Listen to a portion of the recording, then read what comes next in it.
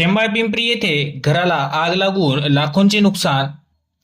पुसद तालुक्यातील शेंबाळपिंपरी येथे एका घराला भीषण आग लागून लाखो रुपयांचे नुकसान झाल्याची दुर्दैवी घटना घडली आहे. यात प्राप्त माहितीनुसार आज दिनांक 9 जून 2026 रोजी सकाळी 4 वाजताच्या सुमारास शेंबाळपिंपरीमधील रहिवासी असलेले हिरामन विश्वनाथ अंबोरे यांच्या सती चौक येथील राहत्या घराला अचानक भीषण आग लागून त्यांचे जवळपास 5,60,000 रुपयांचे नुकसान झाले आहे. ही आग शॉर्ट सर्किटमुळे लागली असावी असा प्राथमिक अंदाज व्यक्त केला गेला आहे. सदर घटनेवेळी घरचे सर्व लोक नातेवाईकांकडे गेले असताना ही घटना घडली. त्यामुळे सुदैवाने कोणतीही जीवितहानी झाली नाही.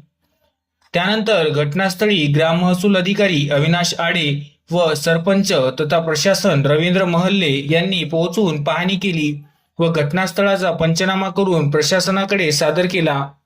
या भीषण आगीत संसारोपयोगी सर्व वस्तू, रोख रक्कम, शालेय तथा इतर महत्त्वाचे कागदपत्र आगीत भस्मसात झाले.